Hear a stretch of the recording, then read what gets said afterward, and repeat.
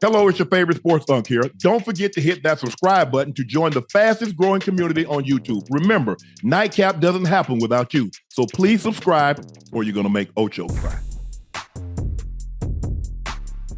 Let's get right to it, Ocho. UConn, the men are back-to-back national champs. Mm-hmm. They beat Purdue 75-60 for the second straight national championship. And I remember when Dan Hurley in 2020 said, "You better get us now, because we're going to come." Yeah. And he wasn't lying. They came on like gangbusters. UConn became the 8th program to repeat as national champs, the first since the Florida Gators did it in 2006, 2007. And before that, Duke was the last team to do it, 1991, 1992. And the last team to repeat as national champs before the 1991 season, you guessed it, the UCLA Bruins, who won 10 straight. Damn. They went from 64 until 73. Jesus. That will never be. Wait a minute. Let me show you my basketball knowledge. Was their coach Mr. Wooden? Yes. See, you thought you there. See, I'm on top. Do you know where he went to school at? Who? Coach Wooden. I would assume he went to UCLA as well. No, he went to Indiana. Who he was a No, he went. Excuse me. No, he didn't. He went to Purdue. They used to call him Indiana Rubber Man. First coach, and he coached the Sycamores, Indiana State, I think from 46 to 48. Okay. Yeah, that's UCLA, the Wizard of Westwood. Other programs to repeat: Oklahoma State did it in 45 and 46. Kentucky did it in 48, 49. San Francisco, the Dons, led by the great Mr. Bill Russell, 55, 56, and the Cincinnati team. Oscar was on that. No, Oscar was already gone. Oscar was in the NBA. Oscar was in the NBA in 61, 62, because that was the year he had a triple-double. So UConn claimed its 6th national title to break the tie with Duke and Indiana, who has 5. UConn, they've never lost in the title game, have they? I think they're perfect 6-0. One of the teams, I think they're perfect 6-0 in the title game. So congratulations to the UConn Huskies. I hate you, Molly, and I know you're going to be insufferable tomorrow, as you are most days, especially when it comes to UConn, men or women. But congratulations, and we'll discuss the purse. Ocho, you watched this game tonight. What did you like about what you saw from the Huskies? I mean, obviously, I heard so much about Zach Edey, obviously, and so I was expecting him to dominate the game. That's what I was expecting. Someone of that size, someone of that stature. I heard about him all season long. I heard about how good he was, but what I did hear is that his style of play wouldn't transition to the NBA. So obviously, me not understanding that, because I don't watch the game of basketball much, so I tuned in tonight. Right. So I'm going to see. Let's see what he does. I'm expecting him to dominate. I'm expecting to see Kevin Durant-ish type stuff. I'm expecting to see Wembanyama. Did I say his last name right? How you say it? How you say it? Wembanyama. Yeah, that's what I'm expecting to see. So after watching him tonight and then watching UConn somewhat dominate, well, not dominate him, but just dominate the game in general, I got a better understanding on why it probably wouldn't translate, because he's very, very slow-footed. He didn't play fast. There was really no. No, that's not what he is. What I'm looking for. No urgency. There's no urgency, to his game, man. He plays with it back to the basket, and that now I understand the terminology. It won't translate. The Huskies, yeah, but them boys nice, man. Them boys nice. Pressure. Tristan Newton? Yep. Tristan, he got to see me one-on-one. He got to see me one-on-one. I mean, you can't expect any more from Zach Edey. He gave you 37 and 10, but they only had 2 guys in double figures. They had a guy with 12, and then you had a 4-point guy, a 5-point guy, and a 2-point guy. That's not going to get it done when you got UConn giving you got 11 points, 15 points, 20 points, and 11 points. They got 13 points off the bench, and Purdue got 2 points off the bench. You got a few people in double digit scorings for the Huskies. So I mean no disrespect. The Purdue team is similar to what is Edey having to score all the points. Similar, so is it similar or fair to say Edey is similar to like Caitlin Clark having to do everything and everything on their shoulders? Okay, but the difference is you have to get him the ball. Caitlin Clark has the ball in her hands. Right. So right. she's able to score. Yes. Not only can she score, she can create for other people to score, but it's very similar. Nobody outside of him. They normally they were in the tournament, they were averaging about 8 threes made per game. They made one tonight, if I'm not mistaken. Last I saw, they made 1 3. What were they? Well, they had 10 last game. Yeah. They had 10 last game, if I'm not mistaken, something like that. And they had a bad night shooting, a real bad night shooting. I have one question because go ahead. I have one question. You would know better than me as far as the development of a basketball player and a person's skill set. Is it too late?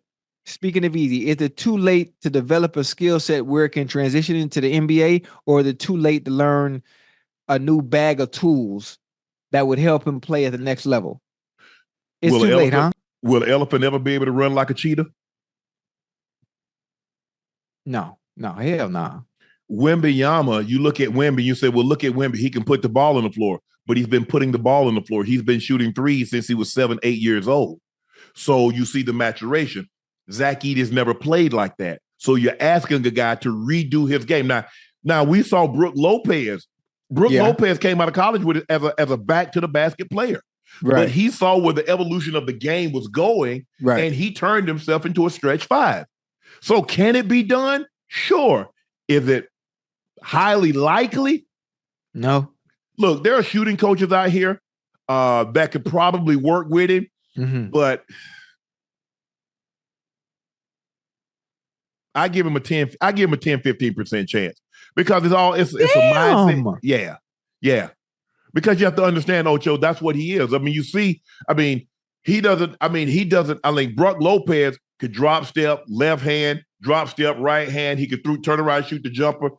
He's a back to his back, basically. And as Klingon kept pushing him further and further against the basket, the jump hook kept coming up shorter and shorter.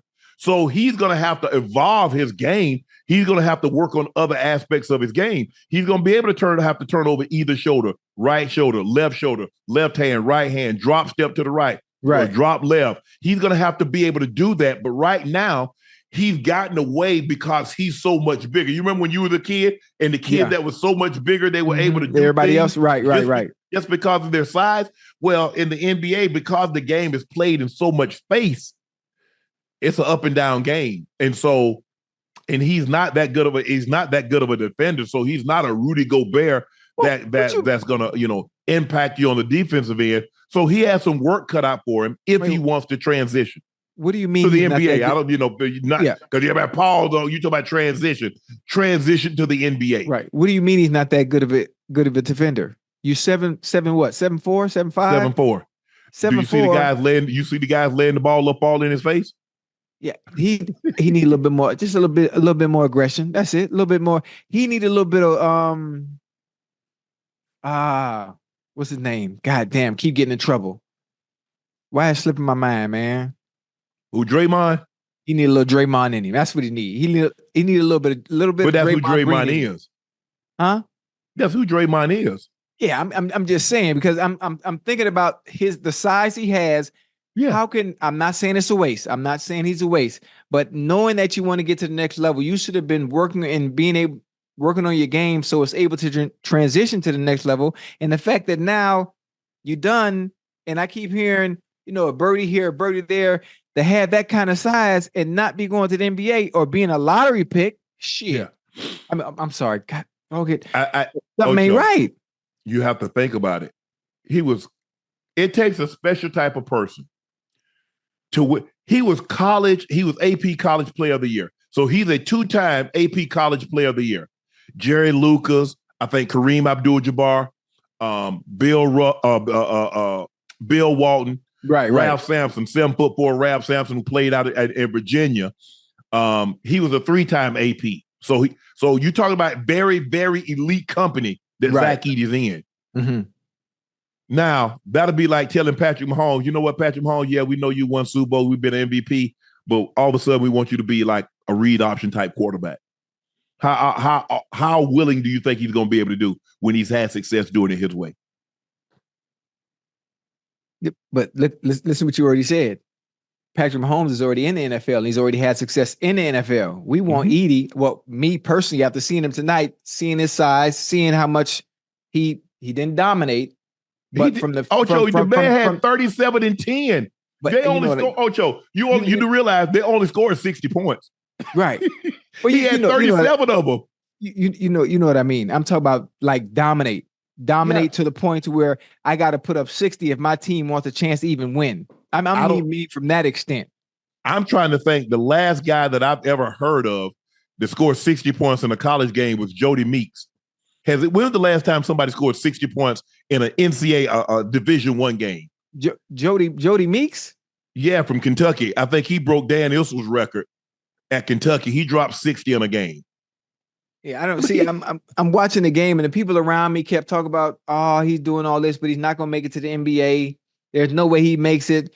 His game, his game style isn't going to transition. I'm like, man, what are you talking about? At that size, there's an NBA team that could use that length, that could use that height. I mean, and then you just said he's not a good defender. Well, goddamn, what's the good part? What's the good part about his game that will transition in the NBA? Yeah, I don't know what I'm talking about there. Eddie House dropped 61 in 2000. When did Jody Meeks do it? Wait, Eddie House? You talking about Boston Celtics, Eddie House? Yeah. Hey. So that's 2000. We're in 24. So let that sink in. That's not a normal occurrence to see a guy get those numbers, get that number of points. Yeah. He averaged 28 and 15 in the tournament, so he probably averaged 29 and 14 because he only had 10 rebounds tonight. So he dominated. I mean, if somebody told, okay, in the NBA, he's going to give you 10 and 29 and 12 on a nightly basis, they would actually gobble him up. Right. See, but look at Giannis. I'm using the wrong word. I shouldn't use the word dominate, but okay, you're right. What's the record for Kentucky? I thought he scored 60. He scored 54. So Eddie House was the last guy D1. I know North Dakota. I'm thinking Kentucky, Duke, Carolina, teams like that.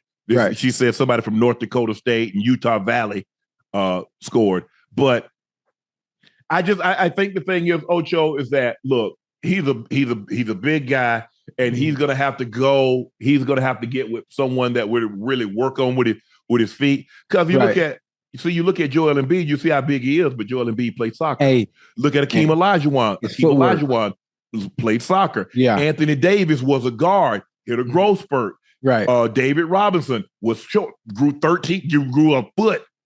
So you talk about guys that were used to handling the ball, had footwork. They weren't always as big as they are. And so when you're here's the thing, Ocho. When you're that tall, hey, just get down the paint, son. We're going to dump you the ball, just turn around and lay it in. Okay. See, everybody's kicking the ball down the road. Remember what we talked about? We had the Tebow topic. Mm-hmm. So it's someone working with it with fundamentals. Well, when you get to college, they'll work with you.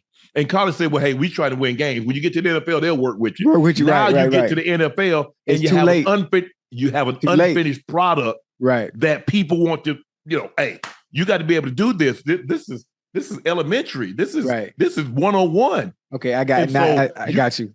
You basically going to have to strip Zach Edey down and change his whole game, because now he's going to have to play on. He have to play on the perimeter. Mm-hmm. He's going to have to be able to shoot threes, unless he's like, okay, I'm going to be a defender. I'm going to be Rudy Gobert.